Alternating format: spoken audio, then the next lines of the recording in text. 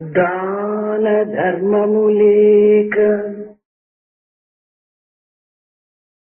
దయయు సత్యము లేక దాన ధర్మము లేక దయయు సత్యము లేక మానసంబున మంచి నీతి లేక చెడు గుణములతోడా చెలగాడుతున్నట్టి చెడు గుణములతోడా చెలగాడుతున్నట్టి హీను ఇలను చెడును పరము చెడును హీనుడు ఇలను చెడును పరము చెడును. Without the spontaneity of coming out with charity, of upholding what is dharma, and devoid of any sense of mercy or compassion, and totally ignorant of the path of truth, having a mind which has no trait of good or virtuous whatsoever, playing as if they are mere playthings with bad qualities, a person who is characterized by such features in his life, not only is he the most lowly among the lowly, not only does he ruin himself, but is sure and bound to ruin and spoil others around him. బ్రహ్మదర్శన భాగ్యంబు పడయగోరి బ్రహ్మ దర్శన భాగ్యంబు పడయగోరి వెతుక పోవుదు వెచటికే వెర్రి మనస అదియు నీలోననున్నది వెతుకుమచట అదియు నీలోననున్నది వెతుకుమచట ఇంతకన్నను వేరెత్తి ఎరుగపరదు. బ్రహ్మదర్శన భాగ్యంబు పడయగోరి వెతుకపోవుదు వెచటికే వెర్రి మనస. O foolish mind, you are set on the search to seek the fortune of the Lord's vision. Where would you thus look for, O foolish mind? Look within you. It's very much within you to seek the vision of the Lord. What else can I possibly communicate to you all? What else can I communicate to you? దివ్యాత్మ స్వరూపులారా, Embodiment of the divine Atma. లోకములో సంగీత జ్ఞానము, సాహిత్య జ్ఞానము, చిత్ర జ్ఞానము, శిల్పి జ్ఞానము, విషయ జ్ఞానము, రాజకీయ జ్ఞానము అనేక జ్ఞానములుగా మనం వింటున్నాము. In this world, one talks of knowledge pertaining to the field of music, to the field of literature, to the arts and the fine arts, culture, secular knowledge, and knowledge pertaining to the political arena. ఈ విధమైనటువంటి విద్యలు కానీ జ్ఞానము కానీ భౌతిక విద్యల యొక్క విభాగములే కానీ అన్యములు కావు. What goes under the name education with regard to each of these ramifications certainly cannot be called the fullest knowledge of gnana. They are merely pertaining to one's physical existence. ఎన్ని విద్యలు నేర్చియు ఏమి ఫలము, తన్నొసట వ్రాత తప్పింపనెవరితరము. What's the use of acquiring skills of varying denominations? Can you possibly erase the writing on your forehead? ఈ భౌతిక విద్యలన్నీ కూడాను భుక్తిని చేకూర్చునే కాని ముక్తిని నందించవు. All these worldly skills could possibly give you some sustenance pertaining to the body, but never can endow you with liberation. ఇలాంటి విద్యలు ఎన్ని నేర్చినప్పటికీ ఇవన్నీ కూడాను భుక్తయే నటు ముక్తయే. ఇది ముక్తికి మాత్రం ఏమాత్రం కూడాను ప్రయోజనము కావు. Any number of skills of such description could be acquired, but they would never lead you anywhere near the path of liberation. భౌతిక శక్తులను మనం సంపాదించినప్పటికీ ఇవి కేవలము ఆత్మశాంతిని కాని ఆత్మానందమును కాని చేకూర్చలేవు. These no doubt would give you some comfort pertaining to the physical existence, but never can vouchsafe to you Atmananda or Atma Shanti. ఈ ఆత్మానందమునకు ఈ భౌతిక విద్యలు అధిక విరోధంగా భావిస్తుంది. If anything, these worldly skills tend to injure the peace of the Atma or the Ananda thereof. ఈ భౌతిక విద్య యొక్క వేగము వాయువు అతి వేగముగా వీచుకొలది మానసిక చాంచల్యము కూడాను అంత అధికముగా చెలిస్తూ ఉంటాది. The wind that blows in full measure tends to generate a lot of disturbance. So also the speed with which you acquire these worldly skills tends to bring in a state of unsettling effect in your mind. భౌతిక శక్తుల యొక్క వేగము వాయువు ఎన్ని విధములుగా అధికముగా వీచును ఆత్మజ్యోతి అనేటువంటిది అంత స్థిరము లేక రెపరెపలాడుతుంటాది. Now this material entity called the wind, even as it blows, you can see the disturbance around. What then can you possibly think about this flame of Atma, which tends to flicker helplessly in the onslaught of this acquisition? ఈ భౌతిక స్త్రీ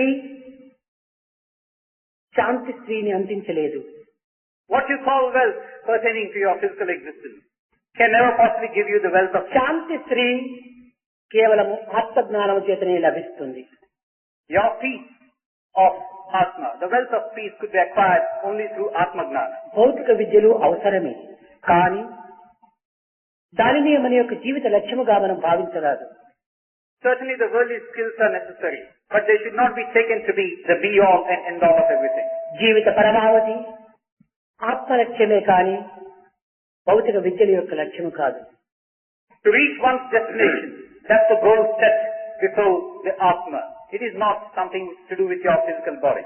అనేక శక్తి సంపన్నులై విద్యా సంపన్నులై భోగమును అందించుకుంటూ అనుభవించుకుంటూ జీవించినటువంటి రారాజులు కూడాను కట్టగడపడకు ఆత్మశాంతి నిమిత్తమై సర్వసంగ పరిత్యాగం చేస్తూ వచ్చారు. We have had emperors and mighty kings of the past who were endowed with a lot of wealth, with physical prowess and any number of achievements to their credit. But where are they now? They are all gone. యదృశ్యం తన్నస్యతి అని కనిపించేటువంటిది అంతా కూడాను ఒకానొక సమయంలో మనకు మరుగైపోతుంది. What you see now tends to disappear the next moment. ఈ క్షణభంగురమైనటువంటి అశాశ్వతమైనటువంటి ఈ భోగ విద్యలకై ఈ భోగ భాగ్యములకై శాశ్వతమైన పవిత్రమైన సత్యమైన నిత్యమైనటువంటి మానవత్వాన్ని మనము కేవలము నిరుపయోగపరుచుకుంటున్నాం. These material comforts, these material acquisitions are but fleeting and ephemeral. In the wake of this, we tend to lose sight of that which is lasting and which is permanent, which is verily our own nature. చేతలకు కర్తవు కానీ వ్రాతలకు కర్తవు కాదు నీవు. You certainly are responsible for what you do, not for what is written. వ్రాతల యొక్క కర్త అజుడు. One who is responsible for the writing is called Aja. కనుక నీ యొక్క తత్వమును నీ హస్తమునందుంచుకున్నట్టుగా నీవు భావించరాదు. So you should never feel that your nature is indicated in the palm of your hand. సర్వమునకు కర్త భోక్త కర్తకుడను భగవంతుడే. One who is above all this, who is the presiding deity, is the Lord himself. కానీ మానవుడు కర్మతత్వాన్ని విశ్వసించలేక కేవలం జన్మ రహస్యాన్ని గుర్తించుకొనలేక ధర్మ మార్గమును వెతుకలేక బ్రహ్మమునకు అతి దూరం అయిపోతున్నాడు. But because of his lack of knowledge pertaining to the path of karma, not in a position to understand the secret of one's existence, straying far removed from the path of dharma, he is increasingly getting removed from God. కర్మాచరణకు కాయము ప్రధానమైనటువంటి సూత్రము. In order that one may undertake karma, then the body is certainly necessary as a first requirement. కాయమే లేకుండినా కర్మలే ఆచరించుటకు వీలు కాదు. Without the body in the first place, you cannot undertake karma. ఈ కర్మల ద్వారా ధర్మ రహస్యాన్ని గుర్తించుటకు వీలవుతుంది. And it is through the medium of karma that you can understand the essence of dharma. దేహమును ధరించినటువంటి ప్రతి వ్యక్తి కూడాను కర్మమును ఆచరించక తప్పదు. Whosoever has his body for himself necessarily has to undertake karma. కేవలం కర్మను ఆచరించినంత మాత్రమున మనము సార్థకమవుదుమని విశ్వసించరాదు. Merely undertaking what is one's karma does not mean that you are sanctifying yourself. పశుపక్షి మృగాదులు కూడాను కర్మలు ఆచరించుతున్నవి. కానీ సార్థకమయ్యేటువంటి కర్మలు ఆచరించటము ఒక మానవతమునకే దక్కినది. The animals and the beasts are also doing what is required of them. That cannot be called karma. Do them the way they have to be done. ఈ కర్మకాండ యందు ఈ ఉపనయము ఇంకా యజ్ఞయాగాది క్రతువులు ఇవన్నీ కూడాను ప్రధానమైనటువంటి జన్మ సార్థకతకు తగిన మార్గములను నిరూపిస్తూ వచ్చినవి. Laid down in the path of karma for the fulfillment of one's own life and existence. These paths, these programs like Upanayana, performing yajnas and the like have been prescribed. ఏ విధముగా కర్మకు జన్మ, జన్మమునకు ధర్మం, ధర్మమునకు బ్రహ్మము ఈ అన్యోన్య అనురాగముతో కూడినటువంటి ఈ ఆశ్రయములు ఏ విధంగా ఉన్నవో అదే విధముగానే తల్లి, తండ్రి, గురువు, దైవము ఇవి కూడాను ఈ యొక్క దీనికి అనుసరిస్తూ వస్తున్నవి. We have a close link amongst these four entities: karma, janma, dharma and brahma. So also there is to be found a likeness amongst, or a link between mother, father, guru and God. తల్లి, తండ్రి, గురువు, దైవము ఈ నాలుగు కూడాను జీవితమునకు ప్రధానమైనటువంటి యొక్క గోడలు కూడాను. Mother, father, guru and God. These are like the primary requirements of a house, the four walls. తల్లి తండ్రిని చూపుతుంది. The mother tends to show the father to the child. తల్లియే చూపకుండినా తండ్రి ఎవరో బిడ్డకు తెలియదు. If the mother were not to be doing so, the child would not be able to know who the father is. కనుక తన తండ్రి యొక్క తత్వమును గుర్తింపచేసేటువంటిది తల్లి కనుక ఈ తల్లి ప్రథమ స్థానమును చేరింది. So, when we look at this, it is a mother which shows the father to the child. So the mother ranks ahead. పరమేశ్వరుడి ఇట్లు తరుణి అయి పురుషుడై ధరణీచుండగా నిజముగా చూడ తరుణి జన్మమే ఘనముగా గర్భాధారణ భరింపవలేనుక నవమాసంబులు మోసి కని పెంచి ఘనబుద్ధులను నేర్పే తల్లి తక్కువయవునా కనుకనే తల్లిదండ్రులంచును వెనుక నుంచి తండ్రి పేరును అన్నారు. It is the mother which takes up all the labor, all the pains, so as to give you a shape and form in this world. What else can possibly rank above one's mother? It has been stated. కనుక తల్లి అనేటువంటిది తన రక్తమును, తన ఆహారమును, తన ప్రాణమును కూడాను అర్పితము గావించేటువంటిది కనుక మొట్టమొదట వేదమునందు మాతృదేవో భవ అని ఉచ్చరిస్తూ వచ్చింది. It is the mother who gives her blood, who gives her life and the very sustenance power to the child. So it is that in the Vedas, the mother has been honored by giving her a place of primacy. కనుక తల్లి చెప్పిన మాట తనయుడు జవదాటకుండా దానిని అనుసరిస్తూ వస్తాడు. That's why the child obeys the dictates of the mother and does not disobey her. కనుకనే తల్లి మొట్టమొదట తండ్రిని చూపుతుంది. So we come to the point that the mother is the one who shows the father to the child. తండ్రి కుమారుని యొక్క అభివృద్ధిని ఆశించి తాను ఉత్తమమైనటువంటి గురువును చూపుతాడు తండ్రి. What does the father do? Keeping in view the progress and the prosperity of the child, would try and get for this child a good guru. కనుకని తండ్రి అనేటువంటి వాడు జ్ఞానమునకు మార్గదర్శకుడని కూడాను, జ్ఞానదేవత కైవల్యమని, ఈ మార్గదర్శకుడైనటువంటి తండ్రి కూడాను దైవంతో సమానమని పితృదేవో భవ అని చెప్తూ వచ్చింది వేదం. So we find that the father also, keeping in view the son's or the child's progress, shows the guru, who in turn would show the path of enlightenment. So the father also is revered in the Vedas. It is he who gives you the path, the chance to acquire gnana, leading on to liberation. ఇంకా తండ్రి గురువును చూపినప్పుడు గురువు దైవాన్ని చూపాలి. Now when the father identifies the guru for you, the guru in turn should identify God for you. కుంభినీదవు చెప్పేది గురుడు గురుడు అన్నాడు ప్రహ్లాదుడు. నిజముగా దైవతత్వాన్ని బోధించేటువంటి గురువు గురువు, జీవిత లక్ష్యాన్ని నిరూపించేటువంటి వాడు గురువు, మానవుని యొక్క కర్తవ్యాన్ని బోధించేటువంటి వాడు గురువు, జన్మకు సార్థకమైనటువంటి స్థానమును సామనమునకు దారిని చూపేటువంటి వాడు గురువు. Prahlada said, he who shows the way to God is indeed Guru. He who shows the goal in one's life is verily the Guru. He who shows us the duty to be undertaken is certainly the Guru. And he who tells us the path of fulfillment in this life is indeed the Guru. అజ్ఞానం అనేటువంటి చీకటి నుండి ప్రజ్ఞాన విజ్ఞాన సుజ్ఞానం అనేటువంటి ప్రకాశమునకు చేర్చేటువంటి వాడు గురువు. Guru is one who leads you from the area of darkness, ignorance, to the area of gnana, path of illumination. రూపము నిత్యము కాదనియు, భావము సత్యమనియు, దివ్యత్వమే మన యొక్క ప్రకాశమనియు నిరూపించేటువంటి వాడు గురువు. Guru is one who tells you that the form as such is a changing entity. It is the bhava, the nature, which is the permanent and lasting one. ఈ గురువు దైవాన్ని నిరూపించి దైవ సన్నిధిని చేస్తాడు.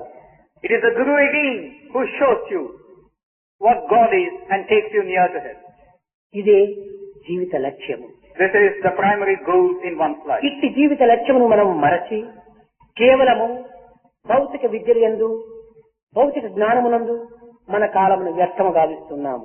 Losing sight of this goal in life, we tend to lose our time in pursuing things which are fleeting and ephemeral. కర్మ సిద్ధాంతమునందు ఎన్ని విధములైనటువంటి అనుభూతులు మనకు కంటికి కనిపించుతున్నవి. In the doctrine of karma, we do come across experiences of varying descriptions. కానీ కర్మ సిద్ధాంతమును నమ్మనటువంటి వారు ఈనాడు మితిమీరిపోతున్నారు. But then those who really do not believe in this doctrine of karma, their number is steadily increasing day by day. నిజముగా కర్మ సిద్ధాంతంనే నమ్మకుండినా మానవులందరూ ఒక్కటే, ఒకే జాతి, ఒకే జన్మము అనేటువంటిదిగా విశ్వసించిన వారైనప్పుడు ఈ మానవత్వంలో ఇన్ని భేదములు ఎందుకు ఉండాలి? Now you do not believe in the doctrine of karma, but then you talk about individuals, you talk about one being the same as the other and indulge in such talk. ఒకడు కోటీశ్వరుడు, మరొకడు కూటిపేద. One is an extremely wealthy person, the other a poor one. ఒకడు అనారోగి, రెండవడు పుష్టివంతుడు. One is full of diseases, the other is a picture of health. ఒకరికి చిరునవ్వులు చిందులు దొక్కుతుంటాయి ఎల్లవేళలేందు, మరొకడు కంటి నీరు కారుస్తుంటాడు నిరంతరము. For one, smile keeps dancing continuously on his lips, but for the other, tears of sorrow seem to be ఈ his. సుఖము దుఃఖము, లాభము నష్టము, పుణ్యము పాపము, కష్టము సుఖము, ఈ విధమైనటువంటి యొక్క మార్గములకు కారణమేమిటి? Seem to be his lot.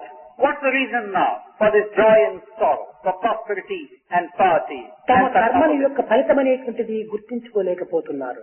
Because you're not in a position to understand what this karma seed is all about. ప్రతి దానికి కూడాను కర్మ ఫలితమే మన యొక్క అనుభూతికి కారణము. Whatever we are experiencing now has as a necessary cause the karma in the past. మనము చేసిన కర్మలు అప్పటికప్పుడు దాని ఫలితమును అందించలేకపోయినప్పటికీ మున్ముందు దాని మంచి చెడ్డ అనేటువంటిది మనకు అందిస్తూ వస్తుంది. The karma that you might undertake now, you may not be in a position to realize the consequences immediately, but in course of time you are bound to do so. ఇది చేతు అది చేతు ఇంకెన్నో చేతు నన్ను ఊహలు నన్ను అలసిపోకు. I'll do this, I'll do that, I'll do any number of things. Don't waste away your time in thoughts like this. ఏ విత్తులను నాటి ఇచ్చోట నుంటిమో ఆ ఫలములే మనకు అందుచుండు. It ultimately boils down to, as you sow, so shall you reap. విత్తనం ఒకటేనా వేరైన ఫలములు లభించుట నీకు సాధ్యమగును? If the seed is one, how can you expect something else in the form of a plant? Or a కనుక fruit? మనం ఎట్టి విత్తనములు నాటుదమో అట్టి మొక్కలే మనకు లభిస్తుంటాయి. The seed determines the plants that you're likely to get.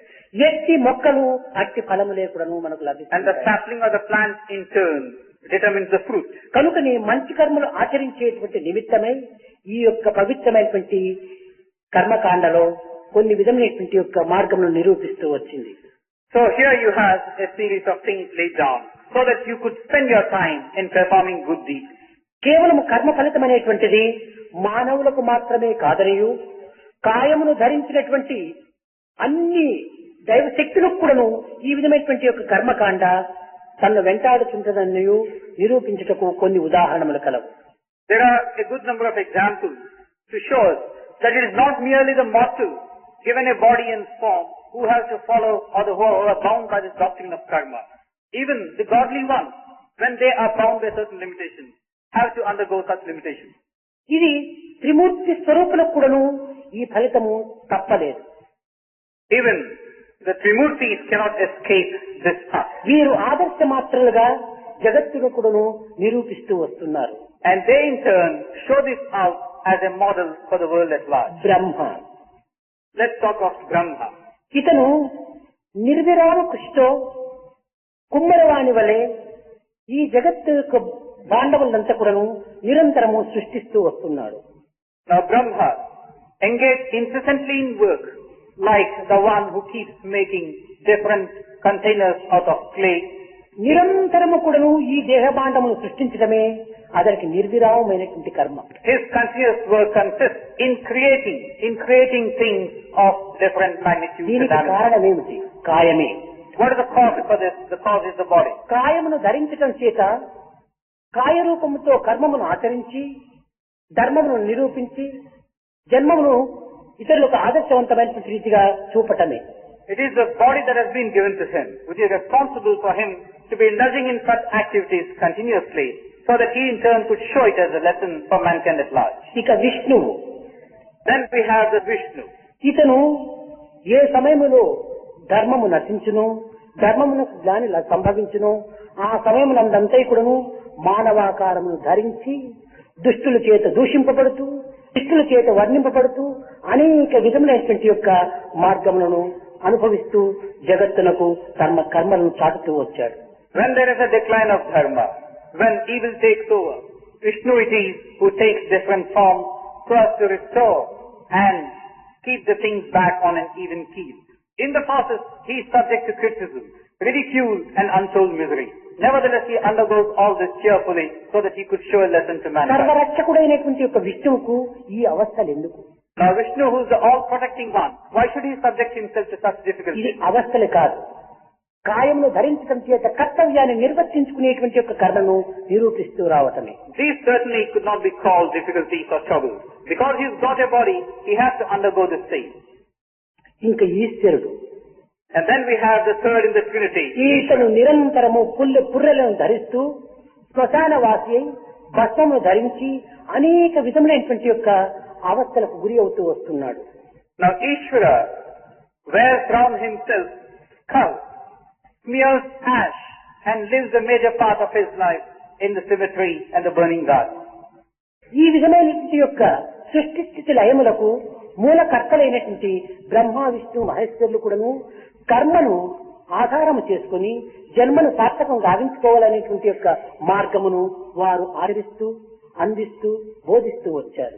So what we have to learn here is these three form the Trinity. In spite of the fact that they are the ones responsible for creation, sustenance and dissolution, they are the ones who undertake karma because they have got a body to go by, and therein they are showing us a lesson. ప్రపంచమునకు దేదీప్యమానమైనటువంటి వెలుతురును అందించేటువంటి సూర్యుడు కూడాను మధ్య మధ్య ఈ రాహుకేతువుల చేత అడ్డుపడి బాధింపబడుతూ తన యొక్క కాంతిని కూడాను తాను మరుగు చేసుకుంటూ ఉన్నాడు.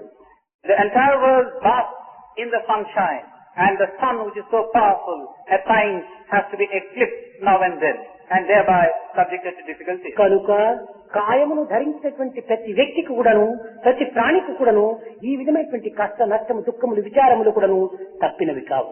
So what we learn is, everybody who is given a body has certainly to pass through these different stages of trouble, of distress, sorrow and the like. అయితే దీనిని మనము లెక్క చేయక మన కర్తవ్యాన్ని నిర్వర్తించుకునేటువంటి యొక్క ధర్మ మార్గమును మనం అనుసరించాలి. But we should remain undaunted and go along the path of dharma.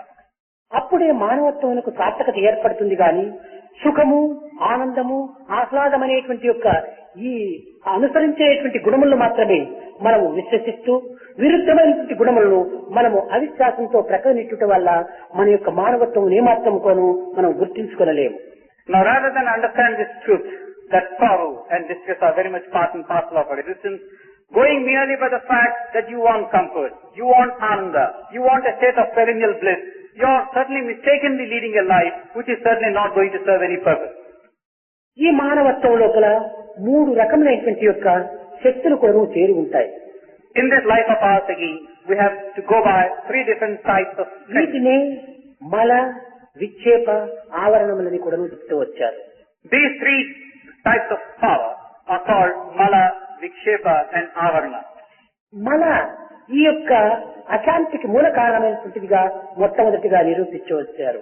The first one, Mala, leads you to a state of lack of peace. భుజించిన ఆహారమును ప్రతి వ్యక్తి కూడాను విసర్జించక తప్పదు. Now whatever food is taken by an individual, at some time he has to sacrifice it. విసర్జించకుండా తాను అనేక బాధలకు గురికాక తప్పదు. If he does not do so, he certainly is subjected to a state of discomfiture. కనుక మనమనగా ఏమిటి? జన్మ జన్మముల నుండి కూడాను మనము ఆచరించినటువంటి కర్మ ఫలములు. So this Mala, what is it? It is the fruit of our actions of lifetimes beyond count. మన కర్మఫలము మన యందు నిండి ఉండినటువంటి సమయంలో మనకు శాంతి, సంతోషము ఏ విధంగా మనకు లభిస్తుంది? When we have this fruit very much within us, how can you possibly aspire for happiness or comfort or joy? ఈ కర్మమును మనం ఏనాడు నివృత్తి చేసుకుందుమో ఆనాడే మనకు శాంతి లభిస్తుంది. The day when we can remove the fruits of the karma of past life, that's the day when we can enjoy peace and A joy. విధంగా మనం భుజించిన ఆహారము బయట పోకుండా కడుపునందే ఉండినప్పుడు మనకు ఎంత కష్టము కలిగిందో అదే విధముగానే పాపములు కూడాను మన యందు ఉండినంత వరకు కూడాను మనకు ఈ అశాంతి తప్పినది కాదు కనుకనే దీనికి మల అనేటువంటి పేరు పెడుతూ వచ్చారు. What you have eaten should certainly be sacrificed. If you do not do so, it is distress that you are going to experience. In the same manner, this karma phala which is within you has to be sacrificed, has to be put aside so that you can enjoy a sense of comfort or peace. కనుక మనం చేసినటువంటి కర్మలు నివృత్తి అయ్యేటువంటి మార్గములకు పవిత్రమైన యొక్క కర్మలు ఆచరించాలి. So whatever karma that we undertake should be such as to be sacred and fulfilling. నీ భావములు ప్రధానము కానీ భగవంతుడికి నీవు చేసేటువంటి పూజల యొక్క ప్రమాణం ప్రధానము కాదు. The thought behind your actions is what God looks for, not what you do superficially. భగవంతుడు నీ భక్తిని చూచినే కానీ నీ శక్తిని చూడడు. God looks to your devotion, not to your prowess or strength. భగవంతుడు నీ గుణమును చూచినే కానీ నీ కులమును చూడడు. God looks to your good qualities, not to things which are beside the point. భగవంతుడు నీ నీతిని చూచినే కానీ జాతిని చూడడు. God looks to your sense of character and ethics, not to your lineage. భగవంతుడు నీ చిత్తమును చూచినే కానీ నీ విత్తమును చూడడు. God looks to your heart, not to the seed from which you have sprung. కనుకనే నీవు చిత్తశుద్ధితో పవిత్రమైన భావముతో భక్తితో శీలముతో కార్యమును ఆచరించుటకు తగిన కృషి చెయ్యాలి. So endeavor to make your heart pure, to sanctify your activities, so they become sacred and you are very much on the right track.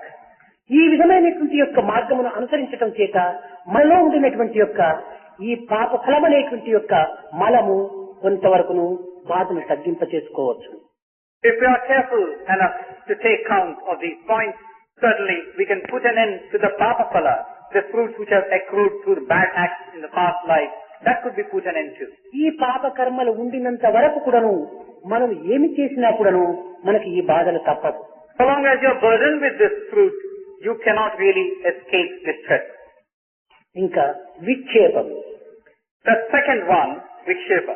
ఈ విక్షేపం అనగా కేవలము ఈ మలము యొక్క పవిత్రతను అపవిత్రతను ఆధారం చేసుకుని ఉంటుంటాది. Now this Vikshepa is an entity dependent upon the first one, Mala, the good or the bad. ఈ పాపకర్మను మనము నివర్తి కావించుకోనకుండా ఎన్ని విధమైనటువంటి సాధనలు మనం చేసినప్పటికీ ఈ నిక్షేపం అనేటువంటి దాంట్లో మనకు శాంతి లభించదు. Now the papa phala, the bad that has come to you because of your past activities, you do not put an end to. There is no point in your doing anything else. పిల్లవాడిని కొట్టుకొలది తాను మరింతగా అల్లరి చేయునే కానీ తాను ఏమాత్రం కూడాను ప్రశాంతంగా కూర్చున్నాడు. You go on beating a child who's crying. You will only be increasing the cry. You cannot put the child to a sense of peace. కనుక పిల్లవాడిని యొక్క అల్లరిని మనము అరికట్టాలనుకున్నప్పుడు మనము బుజ్జగించి అతన్ని అనేక విధములుగా ప్రేమించి అతన్ని లాలించి ఆ యొక్క ఏడుపు మనము తగ్గించడానికి కృషి చేయాలి. Now when the child is given to naughty ways and creating problems, What you must do is console, cajole and caress the child so as to bring it round. కనుక ఈనాడు మనం ఏం చేస్తున్నాము? ఈ విక్షేపం అనేటువంటి దానిలో మరింత విరుద్ధమైన మార్గాన్ని అవలంబించడం చేతనే ఇది మరింత చాంచల్యత్వం చోట్ల ఇది మనకు మరింత అశాంతిని అందిస్తూ ఉంటుండాలి. What we are doing today is, in this path of Vikshepa, we only tend to increase our sense of sorrow, our sense of lack of peace. పవిత్రమైన భావములతో మన యొక్క సంకల్పములకు సరైనటువంటి యొక్క అనుగుణమైనటువంటి యొక్క మార్గమును అనుసరించటం లేదు. We do not take the path where we have sacred thoughts, our deeds turn to be good. కనుకనే ధ్యానం నందు కూర్చున్నప్పుడు లేక పూజలు యందు కూర్చున్నప్పుడు మనకు అనేక విధమైనటువంటి విరుద్ధమైనటువంటి భావములు మనలో చెలరేగుతూ ఉంటాయి. That is why when we sit in meditation or when we sit to do puja, we keep getting all thoughts which are not very desirable. మిగిలిన కాలము కంటే ఈ పవిత్రమైనటువంటి సాధనల కాలం యందే మన మనసు మరింత అశాంతిని పొందుతూ ఉన్నది. Now what you really find is, putting aside all other times of the day, when you sit down for puja or for some sadhana of yours, that seems to be the period of maximum unrest. దీనికి కారణం ఏమిటి? What is the reason for this?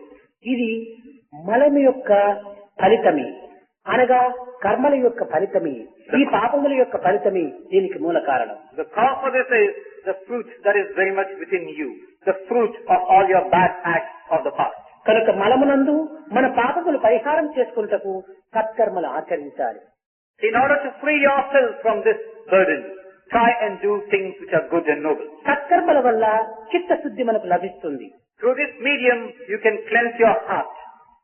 ఇంకా విక్షేపం వల్ల మనకు చిత్త ఏకాగ్రత కూడాను కొంతవరకు లభిస్తుంది. After you have done this, then you take up this path of Vikshepa, then you will get that ఈ single... విక్షేపం అనగా ఏమిటి? భగవత్ యొక్క ఆరాధనలు, భగవత్ యొక్క సాధనలు, ఇదే సాత్వికమైనటువంటి యొక్క సాధనలు. Then you will get that degree of unpointedness. What is this Vikshepa all about? It's about worshipping God, taking care of your prayers to God and doing them the way ఈ they ought to be done. విక్షేపమునందు, ఈ సాధనలు యందు మనము చిత్త ఏకాగ్రతను సంపాదించుకున్నప్పుడు ఆవరణము, ఈ ఆవరణం అనేటువంటిదే ప్రధానమైనటువంటిది. So under this Vikshepa, when you have gained this one-pointedness, you come on to the third stage of Avarana. ఈ ఆవరణం ఏమిటి? దీనిగా మాయనే పెద్ద ఆవరణం. Now what is this Avarana? Maya is Avarana. ఈ మాయ సమస్త జగములను కూడా చూపుతుంది. This Maya shows you the entire creation. ఎట్టనగా How, you might ask? కన్ను అంతటినీ చూస్తుంది, కానీ తనను తాను చూసుకునలేదు. The eye is able to perceive everything around itself, but cannot see itself. అదే విధంగానే మాయ అన్నింటినీ చూపుతుంది, కానీ దైవత్వాన్ని మాత్రం చూపదు. In the same manner, Maya shows you everything around, but certainly cannot show you God. ఇది మనల్ని ఆవరించడం చేతనే మనం ఇన్ని విధమైనటువంటి భౌతికమైనటువంటి యొక్క దీనికి మనం ఇంత ప్రాకులాడుతూ ఉన్నాం. Because we are enveloped all around by this screen of Maya, we are not able to see the reality. చలవి మధుగు గ్రోల చేదు రుచించున, నిజంగా మనము దైవత్వం యొక్క మాధుర్యాన్ని మనం చూచి ఉంటే ఈ విధమైనటువంటి చింతపండు నిమిత్తమై మనం ఎందుకు ఇంత ప్రాకులాడుతాం? If you really have tasted the delicious feeling that you would have if you were to partake of sugar cane, would you go after the repugnant taste of tamarind? ముద్ద ఖర్జూరం తినేటువంటి వాళ్ళకి చింతపండు ఏమైనా రుచి వస్తుందా? One who is given to eating a fruit which is delicious. నిజముగా దైవ ప్రేమనే మన యందు గాఢముగా నిండుగా దండిగా ఉండినా ఈ భౌతిక విషయవాసనల కోసము మనం ఎందుకు ఇంత ప్రాకులాడతాం? Would he relish a tamarind? If you really want to secure God's grace, why do you go after these fleeting things around you? కనుక మనము భౌతిక నిమిత్తమై మనం ఇంత ప్రాకులాడుతున్నామంటే దైవతత్వాన్ని మనం ఇంకనూ గుర్తించలేదనుకుంటే ఇక్కడ స్పష్టమవుతుండాలి. So, if it's a fact that we are aspiring for things which are fleeting, that we are not in a position to understand the truth pertaining to God. దేనికి తగినటువంటి దీనిని మనం దాన్ని సంపాదించాలి. Now you must try and make an attempt to secure something. For that a certain effort is called for. ఇది ఒక దండ. This is a garland. దండకు తగిన దారం ఉండాలి. In order that you may have a garland, దండ పెద్దది, దారం చాలా చిన్నది అయిపోతే తునిగిపోతుంది. to support a big garland, you need a thread. కనుకనే దండకు తగిన దారము, So it has been said that in keeping with the weight of the garland, you need దండకు a తగిన thread. కాంతి, దండకు తగిన కాంతి, So also it has been said, పిండికి తగిన రొట్టె, In keeping with the floor, you have bread. బండకు తగిన శిల్పి, And in keeping with the boulder at hand, the sculptor has to do it. తిండికి తగిన మనసు. And the food that you take determines the mind that you have. కనుకనే మన మనస్తత్వం అనేటువంటి దాన్ని మొట్టమొదట మనం గుర్తించాలి. So try and understand what goes by the మనం name, తినేటువంటి తిండులు ఎటువంటివి? nature of the mind. Now what is the food that you eat? రజోగుణ తమోగుణ సంబంధమైనటువంటి తిండి మనం తింటున్నాం. The food that we eat are Rajoguna and Tamoguna. ఇంకా సాత్వికమైనటువంటి భావాలు మనకి ఏ రీతిగా అభివృద్ధి కాగలవు? How can we get the sattvic qualities then? దేనిని మనం తినవాలని చూసినప్పుడు కూడాను రుచి చూస్తున్నాం. Now if you want to eat anything, you tend to taste in the first place. అయితే మనము మందులలో మన రోగ నివారణలో మనం రుచిని చూస్తున్నామా? But then when you want to cure yourself of a certain disease, do you go about tasting the medicine? కానీ మనం ఆహారం కూడాను ఒక మందే. So in the same manner, the food also is like a medicine. ఆకలి అనేటువంటి రోగమునకు అన్నము అనేటువంటిది ఔషధం. Hunger is the disease you have, and food or rice is the ఈ cure. అన్నము యొక్క రుచులు మనం ఎందుకు చూడాలి? Why should you try and seek the taste of this rice? అయితే ఇది నేటితో వచ్చినటువంటిది కాదు. జన్మ జన్మముల నుంచి కూడాను ఈ రుచితో మనము ప్రారంభమవుతూ వచ్చాం. Now this is not something which has come to you today. You have been having this trait in you to taste over a period of lifetime. ఈ జిహ్వ చాపల్యం ఉండినంత వరకు కూడాను మనకు ఈ గుహ్య చాపల్యం పోదు. So long as we go down to the dictates of the tongue in terms of its taste, we can never really hope to see the ఈ truth. జిహ్వ గుహ్య చాపల్యములు ఉండినంత వరకును మనకు దుఃఖం నివారణ కాదు. And so long as we are bound to this tongue and its vagaries, you never can hope to secure. కనుకనే దుఃఖ నివారణ కావాలనుకున్నప్పుడు మనము పవిత్రమైనటువంటి యొక్క భావము చేత ఈ ఆకలిని తీర్చుకునేటువంటి యొక్క సాత్విక ఆహారాన్ని కూడాను మనం కొంతవరకు స్వీకరించాలి. You cannot free yourself from sorrow. So when you want to free yourself from sorrow, then you try and go in for the sattvic variety of food. మనము ఈ ఆహారమునకు ఎందుకు ఇంత ప్రధానం? Now why should you give such a primary importance to food? దీనికి ఒక చిన్న ఉదాహరణ. A small example for this. మనము తినేటువంటి ఆహారము స్థూలమైనటువంటి ఆహారము తిన్న తరువాత మల రూపములో మారిపోతుండాలి. Now the food that you eat, the gross food that you eat becomes filth after a while. ఇంకా సూక్ష్మమైనటువంటి ఆహారము కండలుగా చేరిపోతుండాలి. The subtle food that you eat becomes part of your muscles and gives you strength. అతి సూక్ష్మమైనటువంటి ఆహారము మనసుగా మారుతుండాలి. The subtlest of the subtle will go on to add strength to the mind. అదే విధముగానే మనము స్వీకరించేటువంటి జలం కూడాను స్థూలమైనటువంటిది మూత్రముగా పోతుండాలి. In the same manner, the liquid that you take, the gross one becomes urine. సూక్ష్మమైనటువంటిది రక్తముగా మారుతుండాలి. The subtle one becomes blood. అతి సూక్ష్మమైనటువంటిది ప్రాణవాయువుగా వస్తుండాలి. And the subtlest of the subtle of these liquids gives you కనుక మన జలమే ప్రాణవాయువుకు ఆధారం. It is this water which is responsible for this. మనం భుజించేటువంటి ఆహారమే మనస్సుకు కారణం. The food that we eat is responsible for the mind. కనుకనే మనము ఎలాంటి ఆహారము అలాంటి మనసు తయారవుతుంది. So the food that you eat determines the mind that you will have. కనుకనే యువకులైనటువంటి వారు సాత్విక ఆహారమును ఆరగించుటకు ప్రయత్నించాలి. So those who are young should make an effort to eat food which is sattvic. ఈనాటి మన కామక్రోధ లోభమోహ మదవాచ్యులైనటువంటి ఈ రాక్షస వర్గములకు మూల కారణము మన ఆహారం. All these bad qualities, kama, krodha and the like, the main cause for them is the food that you eat. ఈ యొక్క ఆహారం నందు కూడాను సాత్వికమైనటువంటి భావములను అభివృద్ధి పరిచేటువంటిది చాలా అవసరం. In this food again that you eat, care should be exercised so that you get the very best of it. ఈ The sattvic సాత్విక variety. ఆహారమునకు 4 నిబంధనలు ఉంటుంది. Now this sattvic variety of food is governed by 4 rules. హితంగాను మితంగాను ఉండాలి. It should be exercised with a degree of moderation in limited quantities. పరులను హింసించినటువంటిదిగా ఉంటుండాలి. Something which will not hurt or injure others. దైవార్పితమైనటువంటిదిగా ఉంటుండాలి. Something which becomes an act of worship కనుకనే to God. మనము సంధ్య వార్చుకునే సమయం లోపల అనేక విధములుగా భగవత్ అర్పితం చేస్తుంటాం. Now when you do this sandhya, you tend to make worship offerings to God at various times. కానీ ఈ యొక్క సంధ్య అందున్నటువంటి యొక్క అంతరార్థములను మనం గుర్తించుకోలేక అభినయనములతో మనం కాలమును వ్యర్థం చేస్తున్నాం. Now we are not aware of the significance of this practice called Sandhya, we tend to be carried away by the superficial features of it. Keshava నామాలు చెప్తున్నాం. Now we tend to take the different names of the Lord. కేశవాయ నమః, మాధవాయ నమః, నారాయణ నమః, గోవిందాయ నమః, మధుసూదనాయ నమః. ఇవి ఏమిటివి? ఇవన్నీ అభినయనాల. ఇవే మనం చేయవలసినటువంటి, ఇవే మనం ప్రధాన లక్ష్యంతో మనం చూస్తున్నాం. We keep uttering the names, different names of the Lord, no doubt, but do them in with such a hurry and with such a show of exhibitionism that the real significance is lost. కేశవాయ స్వాహ. ఈ కేశవుని తనలో చేర్చుకోవాలి. What you must really be doing is, even as you chant the name of the Lord, take a little water, drink it deep, so that the name becomes... కేశవాన్ని చెప్పుతున్నాము, జడమును గ్రోలుతున్నాము.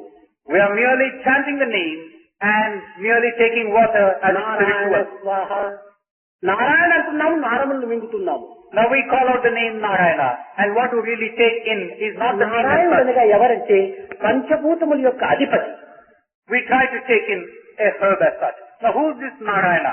One who's a master of the five elements. స్పర్శ రూప రసగంధములను ఆకాశ, వాయువు, అగ్ని, జలము, పృథ్వీ ఈ యొక్క పంచభూతములకు కూడాను తాను నాయకుడు. Narayana is one who's the Lord of the five elements. అంతేకాని శంఖ చక్ర గదా పద్మలతో ఉండేటువంటి బొమ్మలు మాత్రం కాదు. Narayana should not be likened to that form holding the conch, the wheel, and the disc and the... నారాయణుడు సర్వత్రా ఉంటున్నాడు. Narayana is present everywhere. ఇంకా మాధవాయ మహా, ప్రకృతికి భక్తి అయినటువంటి వాడు, సంపత్తుకు భక్తి అయినటువంటి వాడు అనగా ఏమిటి? నాయకుడు.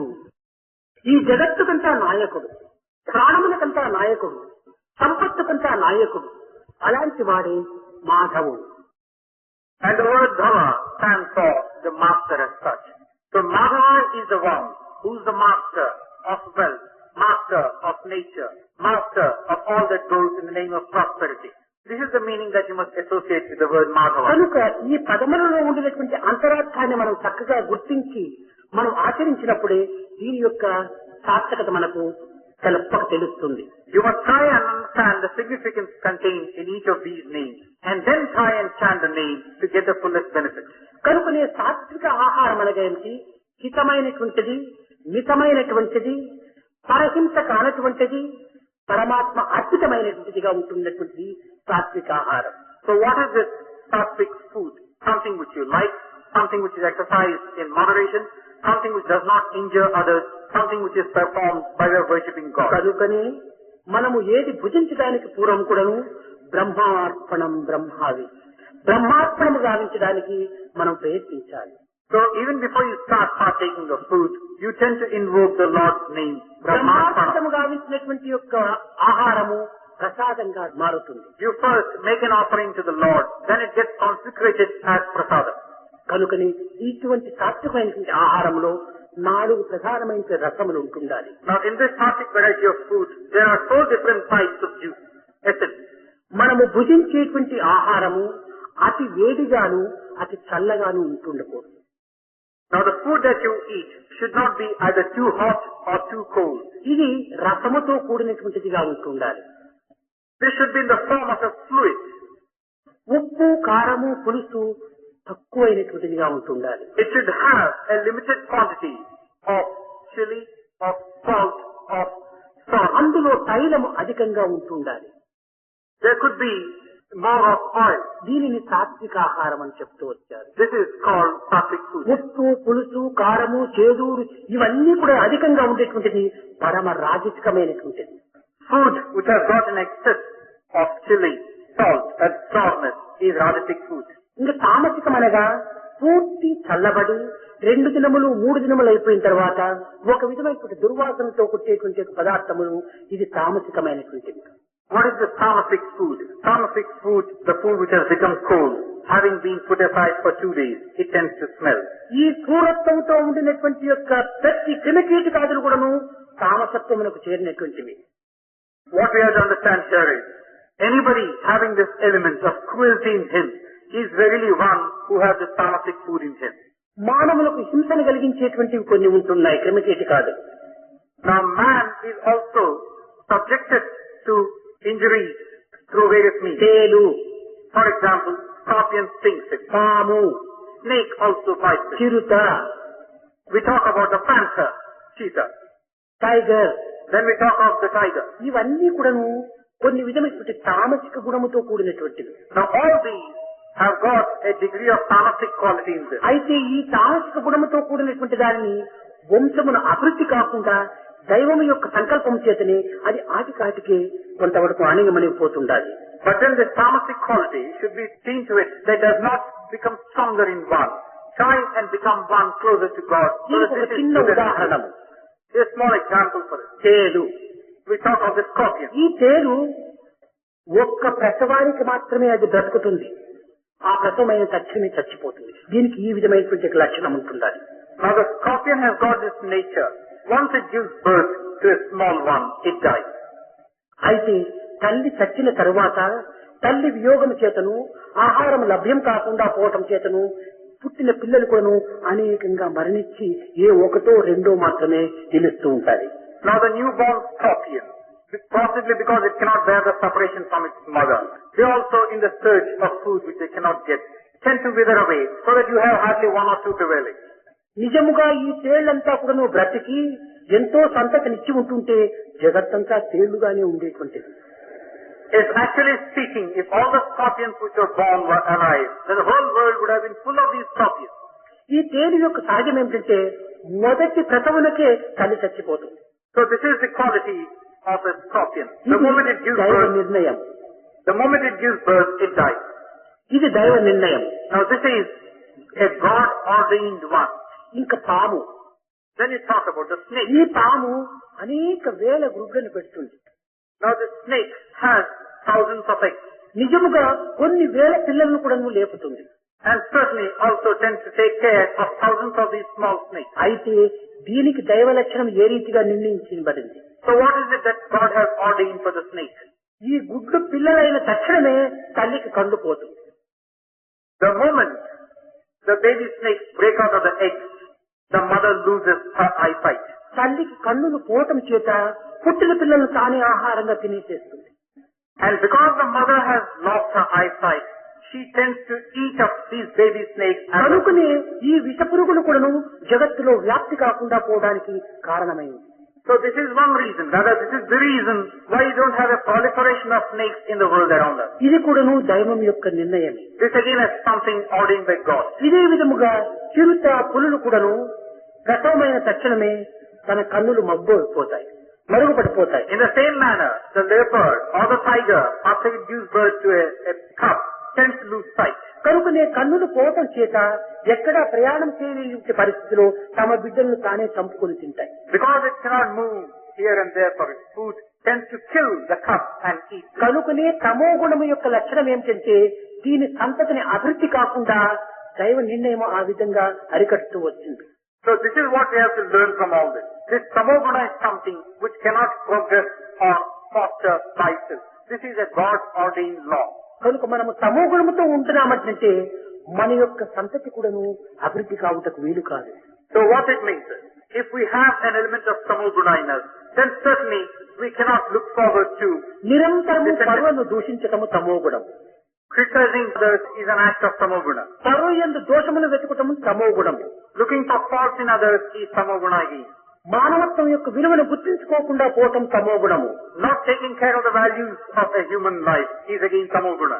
నిరంతరము ఇతరులను హింసించడానికి ప్రయత్నించడం తమో గుణము. Causing harm to others is again tamoguna. ఇది క్రూర మృగముల యొక్క లక్షణము, క్రూర క్రిమికీటకాదుల యొక్క లక్షణము. This is the hallmark of a cruel animal, a beast. కనుకనే ఇట్టి లక్షణములను దూరము గావించుకునే నిమిత్తమై మానవులకు ప్రత్యేకమైన సాధనలు అనేటువంటి కర్మకాండను నియమిస్తూ వచ్చింది.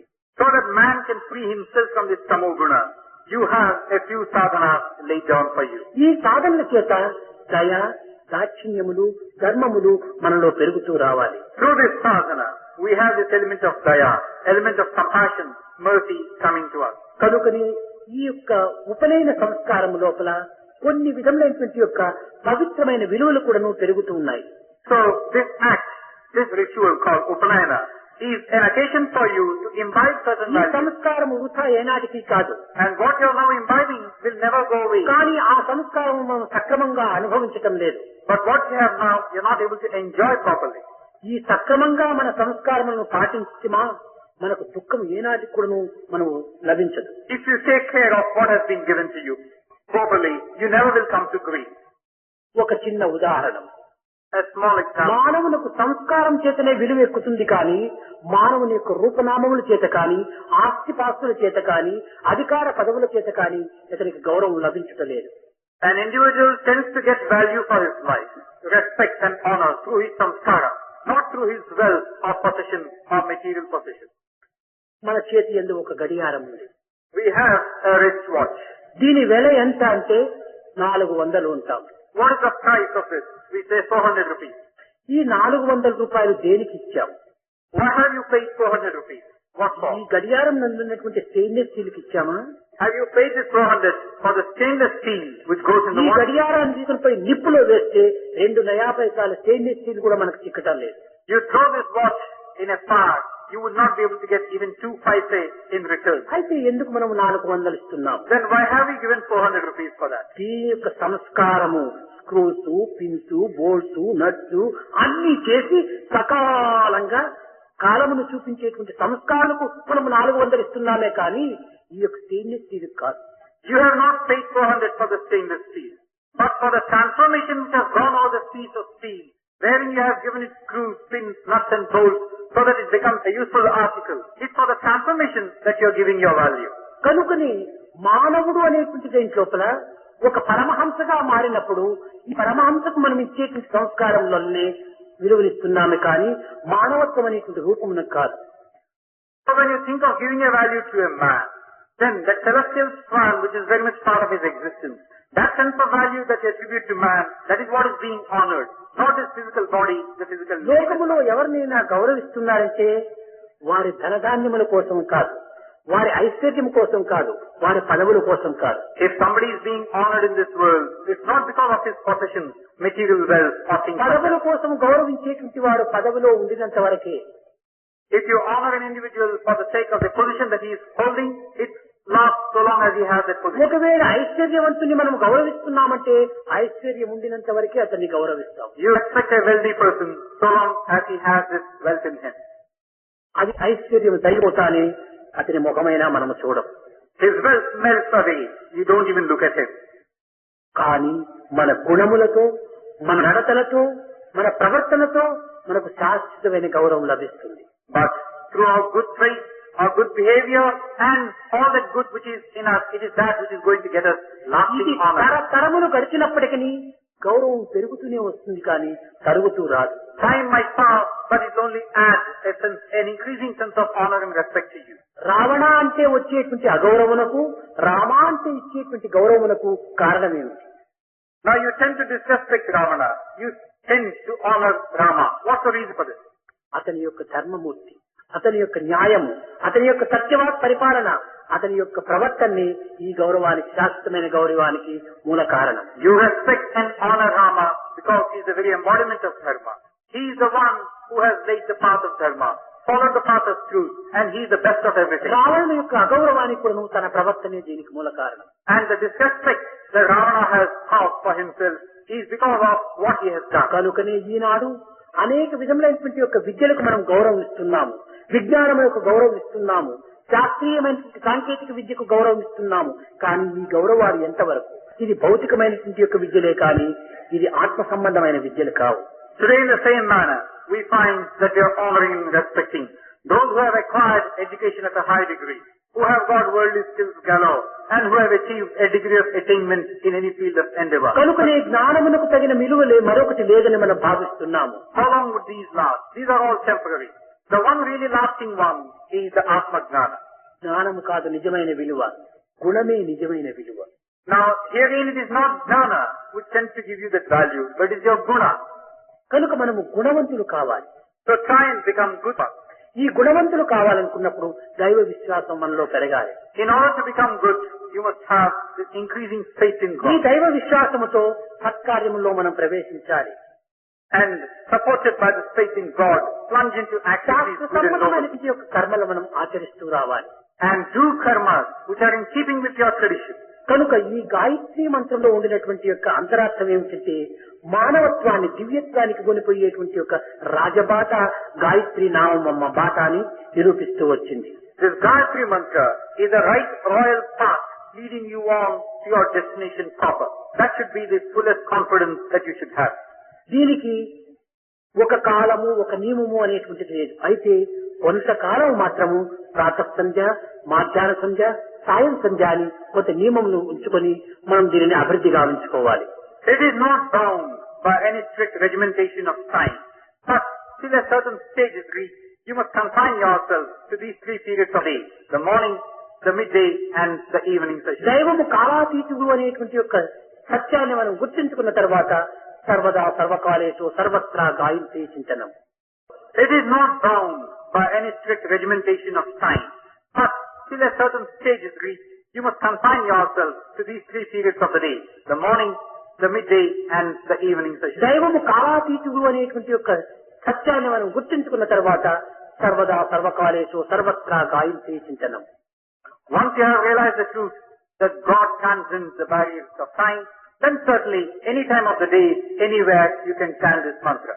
మనం ఏమి చేసినప్పటికీ, ఏమి తలచినప్పటికీ, ఏమి చూచినప్పటికీ దైవత్వమును మనసులో చింతిస్తూ రావాలి. Whatever you see, whatever you do, whatever you hear, think of God at all times. కారణమేమనగా నీవే దైవత్వం. The reason, you are the very embodiment of God. నీ సత్యత్వాన్ని నీవు మర్చిపోవటం చేతని కేవలం మానవత్వాన్ని నీవు అభివృద్ధి పరుచుకుంటున్నావు. Because you have lost track of this basic truth, you are trying to further your interest on a material plane. నీవు డ్రామాలో ఒక వేషం వేశావు, డ్రామాలో ఒక Now వేషం you have వేశావు. enacted a role in a drama. కానీ వేసిన వేషం మాత్రమే నీకు సత్యం కాదు. Now you should not take to believe that the role that you have వేషములకు నీవు వేరై ఉంటున్నావు. You should not believe that the role is a reality. నీవు ఆత్మస్వరూపుడే. You are the embodiment of Atma. ఈ జగత్ అనేటువంటి నాటక రంగం లోపల నీవు ఏదో ఒక వేషాన్ని ధరించి వచ్చావు. In this stage of life, you are taking up a role. కానీ ఈ స్టేజ్ పైన ఉండినంత వరకే ఈ వేషం. So long as you are on this stage, you have this role ఈ to play. నాటకం అయిపోయిన తక్షణమే నీ స్వస్వరూపాన్ని నీవు చూసుకోవాలి. Once the drama is over, see for yourself what you are. కనుక ఈ జగత్ ఒక నాటక రంగం వలె, మనమంతా ఒక యాక్టర్స్ వలె, ఈ యొక్క జీవితం అనేటువంటి దాన్ని ఈ నాటక రంగంతో మనం పూర్తి చేసుకోకుండా మన సత్యత్వం అనేటువంటి యొక్క దీని లక్ష్యాన్ని మనం మర్చకుండా ఉండాలి. So knowing that the world is a stage, that all of us are actors, that we have our true reality lying beyond, that's the way we should conduct ourselves. సత్యమును మర్చకుండా ఉండటమే మన యొక్క జీవిత పరమావధి. The true purpose of our existence is not to lose track of the truth as such. Gayatri, Savitri, Saraswati అన్నాం. We talk of Gayatri, Savitri and Saraswati. Savitri ఎవరిని రక్షించింది? Savitri, whom did she protect? తన పతి అయినటువంటి సత్యవంతుణ్ణి అన్నాం. She took care of and saved her husband. ఇది ఏదో పామర మానవులకు ఈ విధమైన కొన్ని కథల రూపంలో అందించి ఈ సరి అయినటువంటి రీతి కింద వారిని తీర్చిదిద్దే నిమిత్తమై ఈ సావిత్రి, సత్యవంతుడు, సతిపతుడు అనేటువంటి దీని కింద మనం చరిత్రలో చదువుతూ వస్తున్నాం. We have read in history that Satyavan, her husband, was saved by Savitri. Stories like this have been handed down so that laymen can understand the inner significance behind them. అంతరార్థం లోపల సత్యవంతుడు కాదు, సత్యమును సావిత్రి రక్షిస్తుంది. సావిత్రి సత్యాన్ని రక్షిస్తుంది కానీ అసత్యాన్ని రక్షించదు. The underlying significance is Savitri takes care of, protects and shields Satya or truth as such. కనుక సరస్వతి అనేటువంటిది మన వాక్కు. And then Saraswati is very much ఈ వాక్కులో సత్యమైనటువంటి వాక్కులుగా ఉంటుండాలి. our walk, our word is protected by Saraswati. It should be governed by truth. హింసాదులతో దూషితం కానటువంటి దేహము, A body which is not given to causing harm to others. అసత్యాలతో దూషితం కానటువంటి వాక్కు A word which is not defiled by speaking untruth. మనం పోషిస్తూ రావాలి. We must try to foster these two. మన వాక్య అసత్యంగా ఉంటున్నదంటే ఇక్కడ సావిత్రి అక్కడ ఉండదు. If our word tends to be untruth, there is no place for ఈ Savitri. సావిత్రి లేనప్పుడు గాయత్రి యొక్క ప్రకాశమే మనకు లభించదు. And when there is no Savitri, we cannot experience the effulgence of this Gayatri. కనుక మన ప్రాణముల్ని కోల్పోతాం. And we lose our very life. కనుక మనకి సావిత్రి అనేటువంటి యొక్క తత్వాన్ని మనం గుర్తించుకోవటానికి మనలో ఉన్నటువంటి దివ్య శక్తియే Savitri. The divine spark in us is verily Savitri. మన వాక్యే సత్యవంతుడు. Our word is Satyavan. దీని యొక్క ప్రాణమే Gayatri. And the very life process is Gayatri. కనుక సత్యం యొక్క ప్రాణమును కాపాడేటువంటిదే Gayatri. So Gayatri is one which tends to take care of the life of this word Satya. ఆమెనే Savitri. And that is Savitri. కనుక మనం నిత్య గాయత్రి మంత్రం నందు మనం పవిత్రమైనటువంటి హృదయముతో దివ్యమైనటువంటి భావముతో ఆ సత్యమును మనం అభివృద్ధి గావించుకోవడానికి ప్రయత్నించాలి. So in our day-to-day activities, we should see to it that we cleanse our hearts. We are inspired by noble thoughts and keep chanting this mantra. తద్వారా మనలో ఒక విధమైనటువంటి దివ్య శక్తి ఆవిర్భవిస్తుంది. As a result, without our knowledge, we'll have a divine ఆ దివ్య శక్తి మనలో చెలరేగినటువంటి యొక్క అంధకారంను పూర్తి నిర్మూలన చేస్తుంది. a divine strength springing up from within, which will దీపం scatter. వేసేటప్పటికి ఏ విధంగా చీకటిపోయి వెలుతురు వరకు తవిస్తుందో అదే విధంగానే మనలో ఆ దివ్య శక్తి అభివృద్ధి అయ్యేటప్పటికి అజ్ఞానం అనేటువంటిది నిర్మూలమైపోతుంది. There is darkness all around, then the light comes to scatter this darkness. So also when this divine strength wells up within us, the darkness of ignorance is కనుకనే scattered away. ధియో యోన ప్రచోదయాత్ మన యొక్క బుద్ధి యొక్క వికాసమును పవిత్రమైనటువంటి కిరణముల ద్వారా ఉంటుండాలి.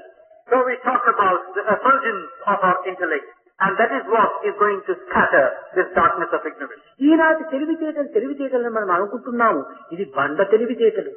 We pride ourselves on becoming clever these days. It is not cleverness as ఈ such. తెలివితేటలు యుక్తితో చేరినటువంటి తెలివితేటలు. Now this at best could be called being clever, not ఈనాటి intelligent. తెలివితేటలన్నీ కూడా స్వార్థంతో కూడినటువంటి And what you call as being clever కనుక ఇవి తెలివితేటలను చెప్పడానికి వీలు కాదు.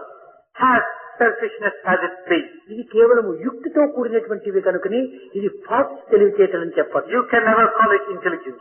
It's being smart or over smart. మనం తెలివితేటలను మనం చెప్పుకుంటూ జాకాల వల్లే మనం నివసిస్తూ ఉన్నాము. We talk of being clever or intelligent, but we are nothing better than a jackal.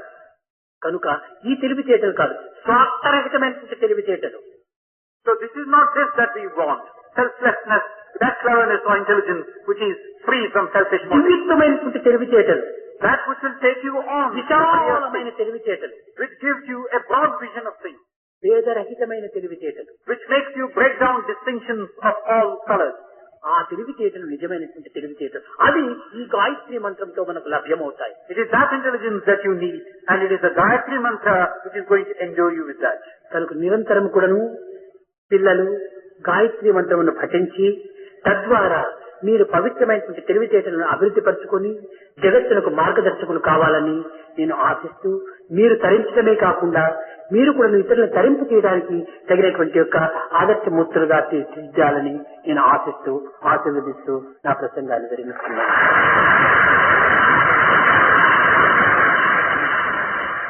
So the children should take to the Gayatri mantra in the manner conveyed above. Chanting the name of Gayatri, I hope and bless you that you may not only be achieving a degree of fulfillment in your life, not only would you be sanctifying, making your life sacred, you will become ideals yourself, show up as ideals to the world at large, and thereby stand out as examples for the world to follow. I bless you, sir.